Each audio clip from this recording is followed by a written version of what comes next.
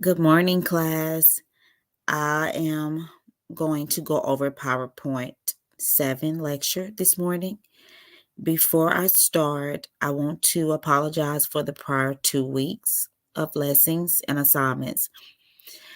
When they copied over the course for this semester, a lot of the old previous dates were copied. So therefore, I have to go in and hand and edit all those dates.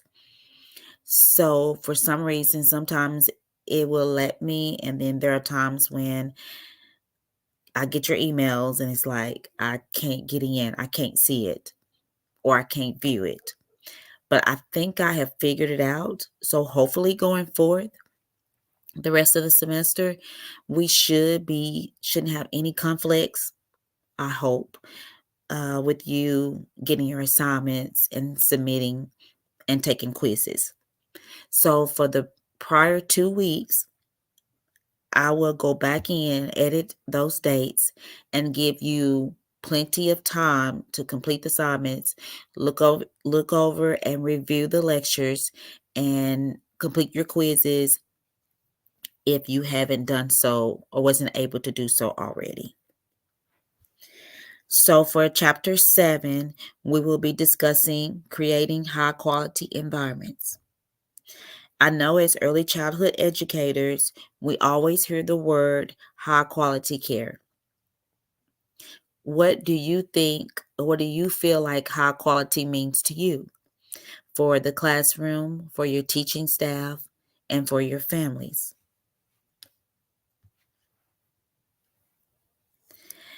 As high quality childcare, do you or anyone else in your family that attends an early childhood program, what are their experiences? Can you recall your experiences? And do you feel like that it has made a difference in your life? As for myself from experience, I can say since I've been in early childhood for 28 years, I can truly say it has made a huge impact and a difference on my life, on how I teach, on how I train others, just from my experience and from learning from other teaching staff and mentors. I previously had a preschool teacher she came to me and asked, I need some help. What do I do? They don't sit down. They're 3 and 4 year olds. They don't sit down. They moving their hands, they throwing it everywhere, and they're not listening to me. Is this typical for 3 and 4 year olds? I had to laugh first before I answered her question. And I told her, we as teachers, because I told her I did it too as a teacher, I didn't know any better. We assume and think that children are supposed to sit and listen to us for so many ample minutes and don't move and just pay attention. And then I asked her the question, when you are sitting in a training, do you sit still? I say, as for myself, when I'm in a training, I'm doodling, I'm looking at my phone, I might have to go to the restroom. So you can't expect a 3 and 4 year old to sit still and listen to you, and their attention spans are very short, and we are adults and we don't even do it. But I came back around to explain to her that as teachers, because this is only her second year, we do feel that way because we feel like we're supposed to have control of that classroom and they supposed to do what we say. I say that's normal, that's typical because I did it myself. But as you learn and grow in early childhood in the program, you begin to see and look at things differently when and the aspects of early childhood with the students. So our chapter objectives will be how to identify high quality programs, licensure, Registration, accreditation of early childhood programs differ. Identify the features of high quality programs and discuss how teachers' educational preparation affects children's development. And describe at least 10 ways to make children's indoor and outdoor environments safe. So, what determines program quality? Researchers have identified 3 features that are characteristic of high quality programs: small group, low teacher child ratios, and teachers' educational preparation in early childhood experience and personal qualities. So I know most people do circle time. That's your large group. And one thing I'm not sure if everyone is aware that just because you have a large group of circle time and you have a child that does not want to participate in circle time, he or she may be sitting off to the side, but looking at the same time, you it's best not to force that child to come to the center if they don't want to. We can't force them to participate. And I know as teachers, sometimes we want to be in control again and tell the child, crisscross applesauce, hands in your lap. It's time for circle time. But it's best not to force that child to come to circle time. Sometimes small groups are better for depending on the age of the child, their attention span, because they can learn more from each of their peers. When I did small group, I didn't take the same age groups and put them at the table. Like if I had 3 and 4 year olds or 5 year olds, I would put some threes, some fours, and some fives together so each one could learn from each other. You want low teacher child ratios. At our center, we have low ratios. Our infants is 1 to 4. Our toddlers is 1 to 7. And preschool is 1 to 10 with ABC. But we can have up to 15 and 20. So you would need 2 in the classroom when you do 15 and 20 preschool teachers. How prepared are you for the classroom? You don't want to be prepared the morning before you get ready to do a lesson. You want to at least have your lesson plans ready, a monthly lesson plan. Prepare yourself weekly, or you can do monthly if you like, but I would kind of do weekly so I could stay on task because I don't want to jump too far ahead. Because you might have to modify your lesson plan depending on the children that day. If it's a party day like Valentine's or parent-teacher conferences days, your day is short that day. So you wouldn't be able to do all the activities you may be able to do in that one day. Or party day, the kids are all excited. Everybody in their feelings, they're ready to party. So you might have to modify that day for party day. Why does quality matter? Researchers have found that children who are enrolled in high quality care show long term goals in language, cognitive, and social emotional skill development, exhibit fewer challenging behaviors, are better prepared to enter kindergarten and achieve success. Children, especially those from low income families, are more likely to perform well in school, graduate, and require fewer special ed services. They are also less likely to engage in juvenile crime. Teacher turnover rates are typically lower in high quality programs. I'm not sure if you are aware that teacher turnover in early childhood, well, public school too, is major turnovers. Major. But if you have those lower ratios, they are typical to stay longer because it gives the teacher more of an opportunity of a one-on-one experience with that child.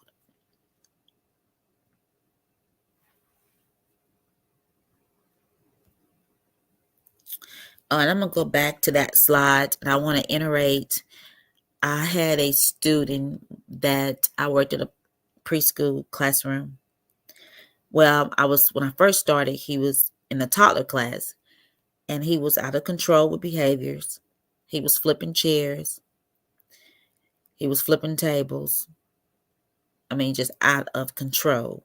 But because I had the experience of knowing how to handle behaviors, conscious discipline, and working with that child one-on-one because of low ratios, I was able to work more with him and help him regulate his social emotional skills, because that's basically your foundation. You have to get on their page socially and emotionally.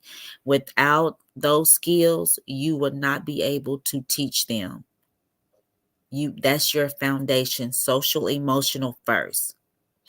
When I first go into my classrooms at the beginning of the year, my first month or two of lesson plans is basically about instruction, social emotional skills, and I would open up each center separate one by one to show them how to play in a center, how to clean up the center, how to put the toys back on the shelf to match, the center. It was strictly that for the first month or two. But he did have challenging behaviors, and I worked with him and I worked with him, and they moved me up to preschool with him because he was doing so good with me. And when he graduated from preschool, went to kindergarten, his mom wrote a letter. I still have the letter to this day. And she said that how she was so grateful that I was there with her child to help him, because she know if I hadn't, gave him that love and care and worked on that social emotional skills, that he was going to fall through the cracks when he went to kindergarten. And I have followed him all the way from toddler. Now he's upper elementary. I go to a lot of his baseball games. He plays football. When he went to kindergarten, the teachers was asking who was his teacher, because he knows so much. He was the role model. He was one of the main leaders in the classroom. But I was so grateful that I was able to help him to achieve and become successful, that he didn't fall through the cracks. He didn't go to juvenile and be in the system. And his family acknowledged that, and they thanked me for it. How to locate high quality programs. You have resources and referral agencies are located throughout the country to assist families in locating early childhood. Families must determine which program best meets their child's individual needs. And as the teaching staff, that is your job as well, to help those families get those resources, refer those families, make sure they don't fall through the cracks, to make sure that child meets every need before going into public school. Several professional organizations, you have Head Start, the NAEYC. I'm not sure if you're not a member of NAEYC, you need to become a member. I am a member. I have worked with Head Start and early Head Start programs.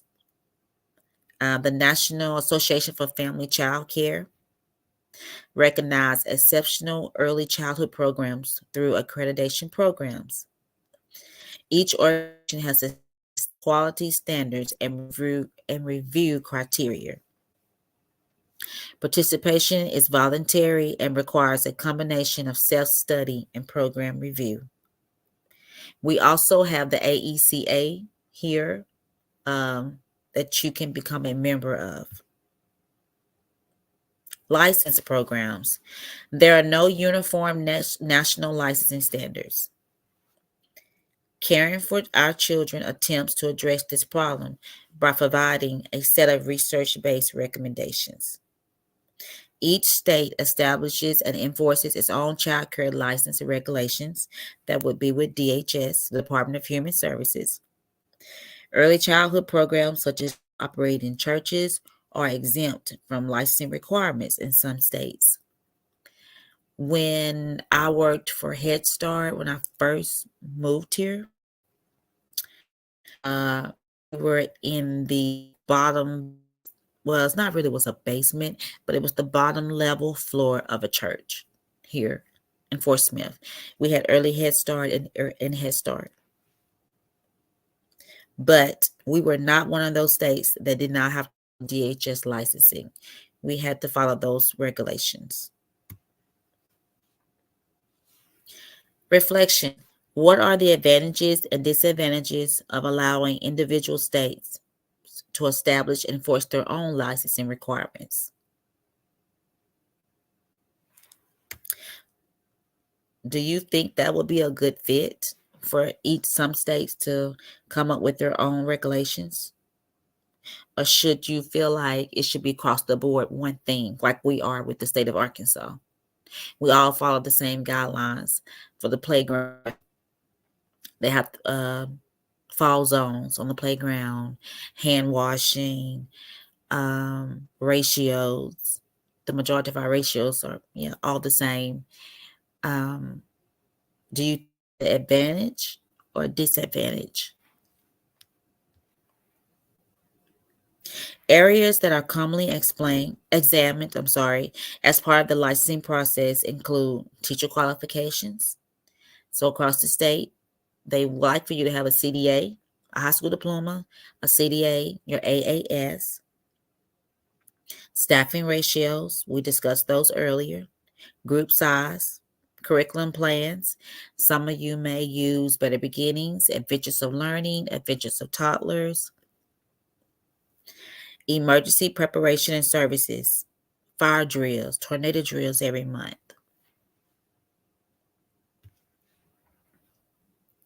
You can learn more about your state licensing regulations by clicking on that link for the National Database of Child Care. Some states allow early childhood programs, especially those that are home-based, to be registered. With the Department of Human Services, they have family home daycares. They have regulations like DHS for child care centers that they have to follow by those rules with the state. Registration standards are typically minimal, and compliance is usually based on a self-administered evaluation process. Registered programs are seldom inspected unless a complaint has been filed with the state or local authorities.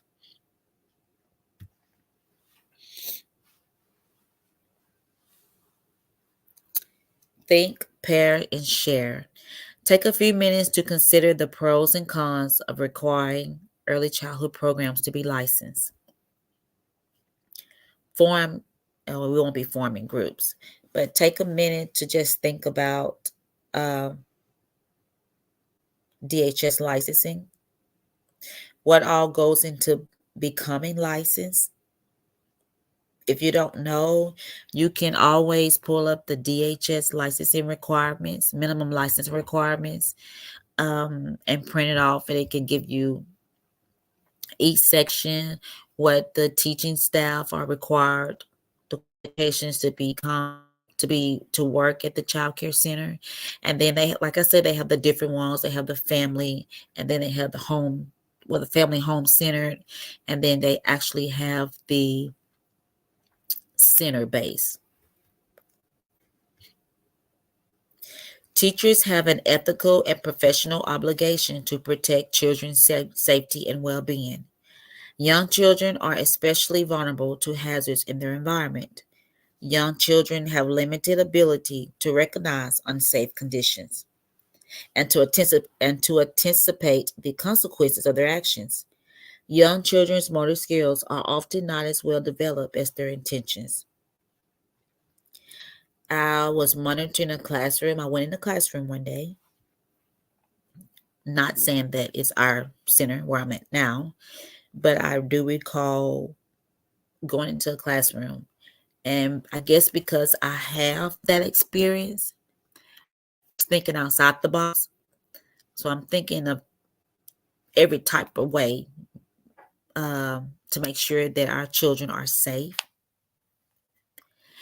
And a lot of times, teachers will order toys are cute and they're not child safe or child size. And they can pop it in their mouth or put it up their nose, put it in their ears, and then you have a problem. So I walked into a classroom and two children were playing in the library center. And the teacher was busy doing something else. And I noticed one child was sitting playing, stacking the blocks. And I did notice they were pretty small. And the other child was laying on her back with one of the blocks in her mouth. And I was like, oh, no, no, no, no, no, no, no, no. So I talked to the children, didn't scare them. And after I talked to the children, I talked to the teaching staff to let them know that you have to always be aware, even though it's cute. And it was a typical ABC block with all the letters on them. They were different colors. They were really colorful and pretty. And, but at the same time, they were too small to be in the center. So she did take them out the center. She said she didn't realize it. She was young. She was new. This was her first year. And I said, yes, that could have been a bad situation. So you have to always think outside the box when it comes down to children's safety and well-being. And it's such a habit for me doing it now that even when I'm outside of work and I see children, I'd be like, grab his hand, please. Or when you walking on the road, on the highway, or somebody's walking in the traffic in the parking lot, and they have the child on the outside of them in the parking lot, and I want to say, please put the baby on the inside of you and hold their hand. It's just now, it's just a in tune safety, because I'm zoned in all the time of, oh, that is not safe. I don't think that's not a good idea.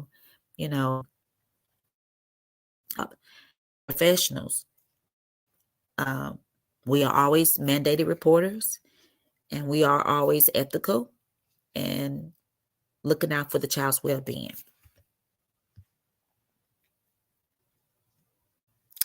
Developmentally appropriate practice. We hear a lot as well. What do you consider daily?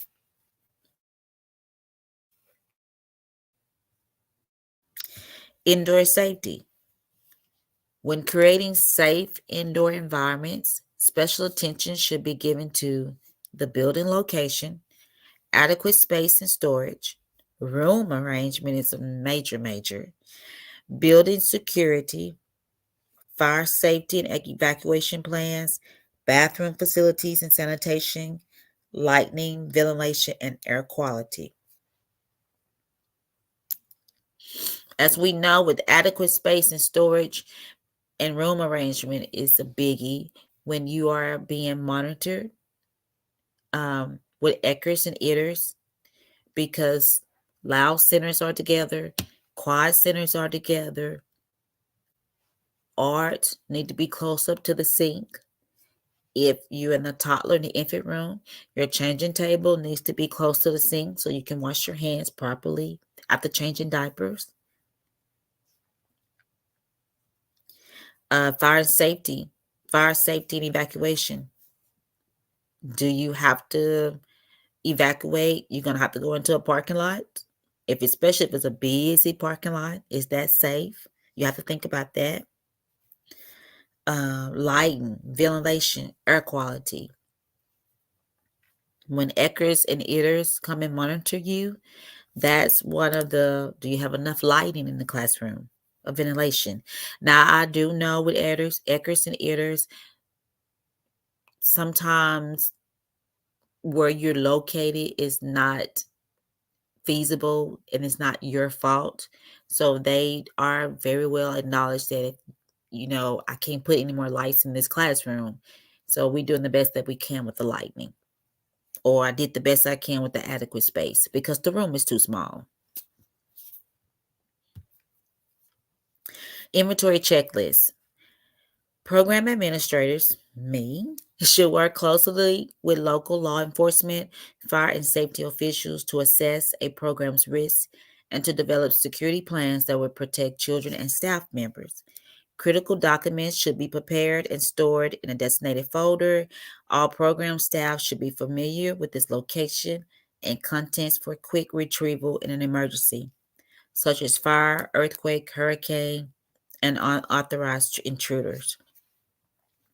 Items that should be addressed when planning for program security include obtain a copy of the building floor plan, which basically, more than likely, this checklist will be for licensing as well.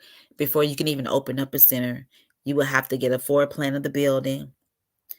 Prepare a list of employees by name and room, attaching their photograph. You should always have a roster of the children in your room. Like when it's time to evacuate, you can do the roll call, check off list before you leave out the building and when you get to your designated area. You need to know where all your shut-off valves are located and how to turn them off. You have to have an evacuation plan with alternate exit routes, just in case if that route is blocked and you can't go that way. Post your evacuation plans in each classroom and review them with the teachers periodically. Monthly evacuation drills, that's licensing. When she comes or he or she come in to monitor, I have to always provide them with our monthly evacuations drills. Maintaining hallways and exits are always clear of obstructions.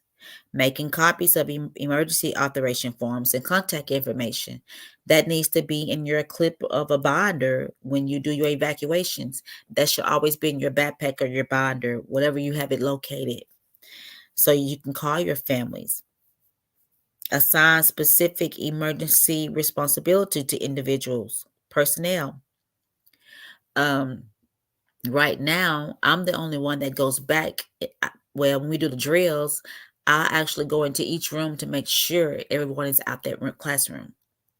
But at another center I worked at, we had designated, we had a lot, it was a larger center, so we had more employees where the kitchen staff was able to go to one room and help and carry things out for us because we worked with special needed children and they would need their medication.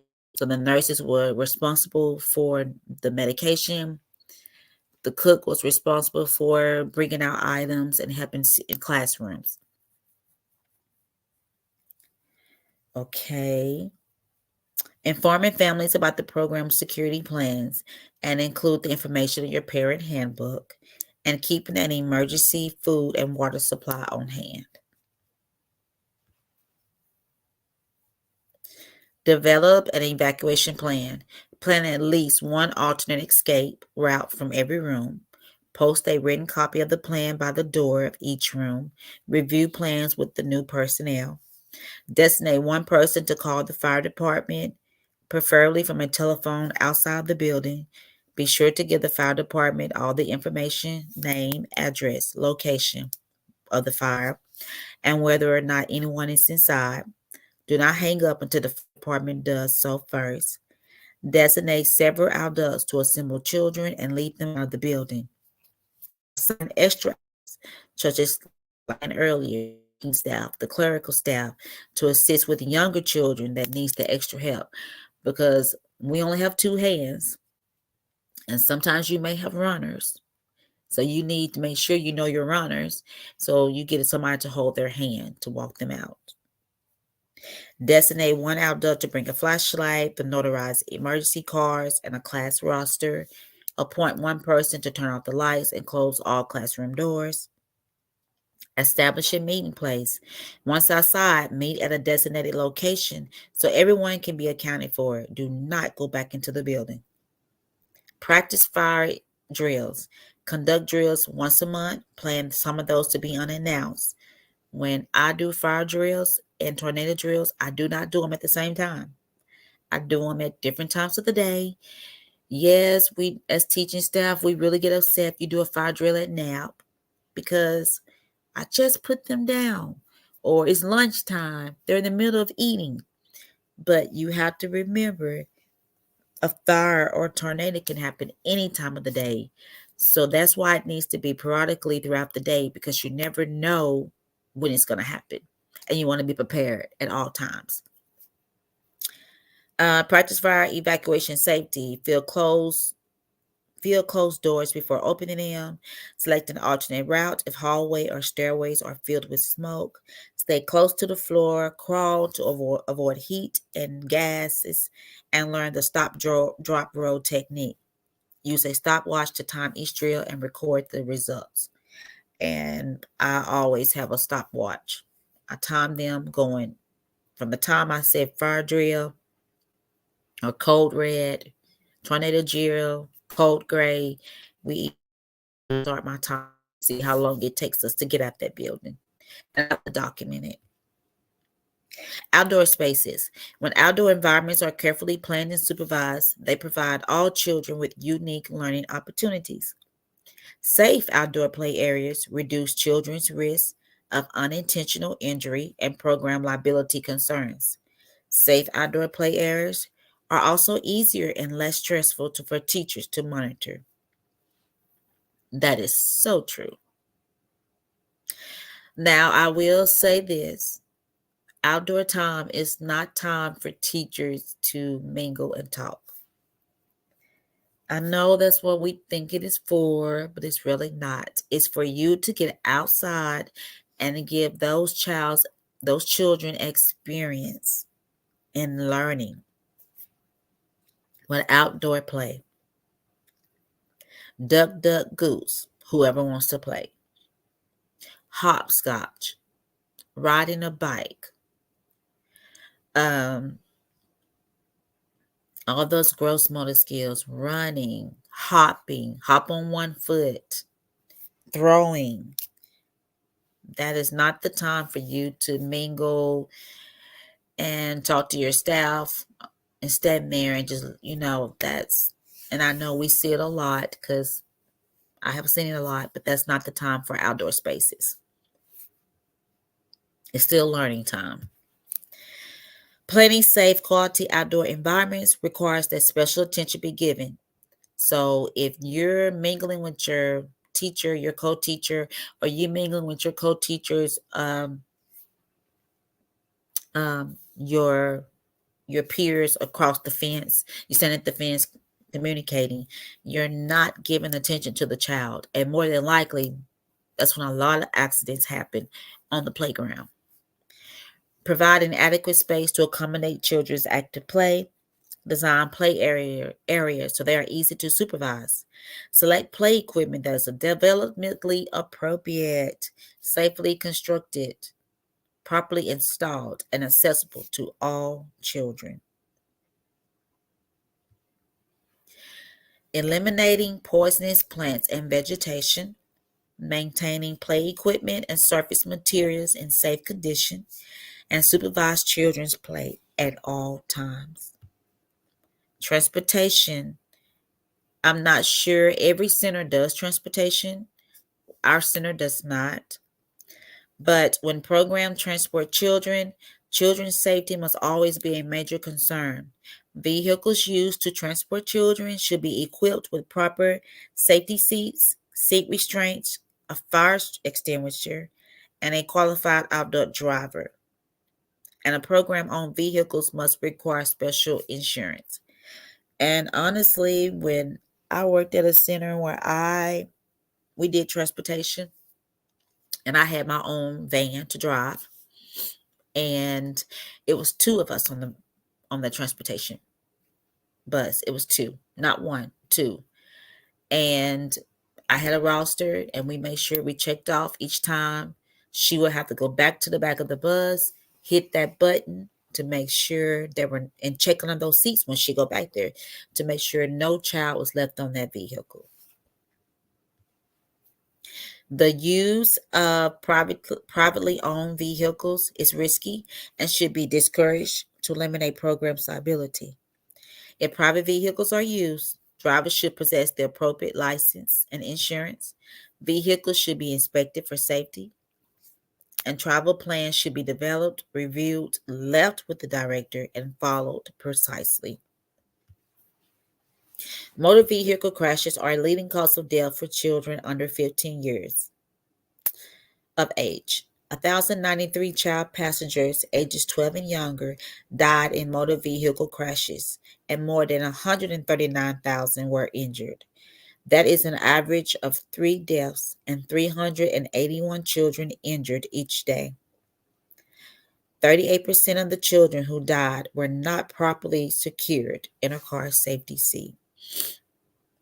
Before I was able to drive the transportation van, I had to actually take a class and pass the exam to become certified to even drive.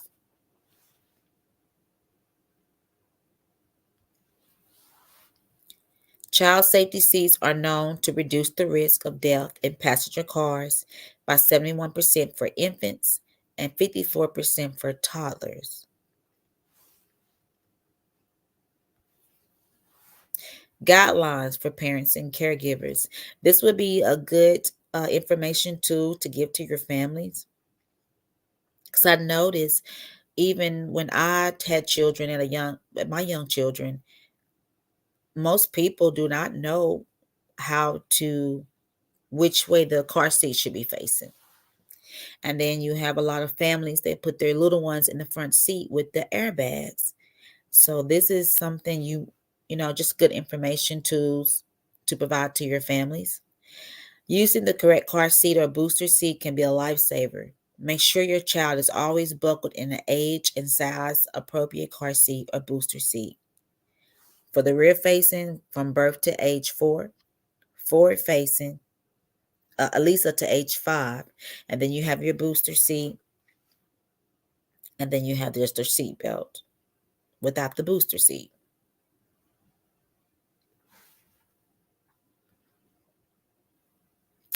Okay, we're gonna go to our assessment. Early childhood programs should have 1, 2, 3, or 4 teachers in the classroom at all times to protect children's safety and well-being. 2, you need 2 teachers in the classroom at all times. Now, there are times when if you have that ratio 1 to 4, you only have 1 teacher. But if possible, you need at least 2 teachers in the classroom. It's so much more beneficial. If you're trying to change diapers, the other one could be doing activities. One could prepare breakfast, the meals. One preparing the meals while the other one sit at the table and do activities at the table, read a book, finger plays. Privately owned early childhood centers must pass federal regulations, are exempt from ADA compliance, must choose to be registered, not licensed, must comply with state licensing standards, must comply with state licensing requirements. I think I said standards. Sorry about that.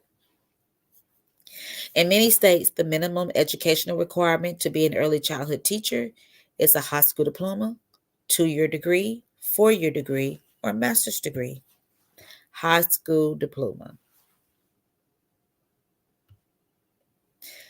So this is all for Unit 7. I will get this uploaded. And as I stated earlier, from the prior 2 weeks, I will check the dates, make sure everyone can have access to the quizzes, push the dates out further for you to complete the quizzes and all the assignments, and we'll finish grading your vaccination papers. So I hope you have a wonderful week, and I will be checking emails because I know I still have a couple of emails I need to respond to. And I hope if you have any questions, just make sure you email me, text me, call me, and I will try my best to reach out to you. Thank you, and you all have a wonderful week once again. Goodbye.